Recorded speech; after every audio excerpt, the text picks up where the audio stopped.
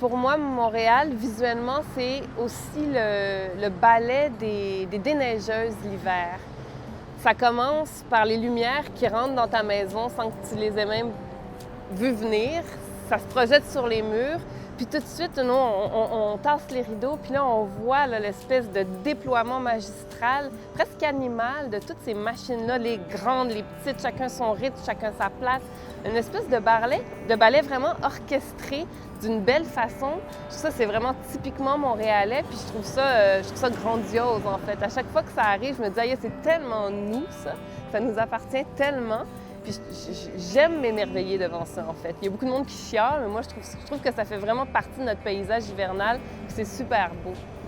Montréal, pour moi, d'abord, c'est le blanc, parce que étant immigrée de Méditerranée, j'ai été frappée par la prééminence du blanc pendant de si longs mois de l'année.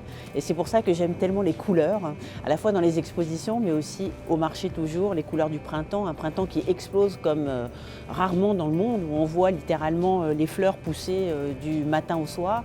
Et quand on a le bonheur de voir l'été indien, qui est connu dans le monde entier, et pour cause, c'est la première fois que j'ai pu découvrir cette végétation multicolore où sur un même arbre, on n'avait pas simplement des couleurs jaunes, orange, rouge, mais vraiment de toutes les couleurs, parce qu'on sent, on voit la sève se rétracter, et ça, c'est quand même extraordinaire. Les boulevards ou des avenues dans les banlieues, c'était les années 60. Alors, il n'y avait pas beaucoup de voitures, je réalise maintenant. Alors là, quand je vois ces endroits-là, soit un dimanche, une journée fériée, où les gens sont absents, je me souviens tout de suite de Montréal à cette époque-là. Et je réalise c'est parce qu'il n'y avait pas autant de voitures, parce que les rues ont resté exactement la même largeur, mais on est tellement plus nombreux que j'ai pas cette émotion d'espace vide qui existait à l'époque. Alors, je vous ai amené ici parce que je trouvais que ce site est un des sites qui est désorganisé dans la ville, mais au bon sens du terme. Des fois, quand on cherche à faire des films, on cherche des lieux de tournage, on se retrouve face à la dictature de l'angle droit.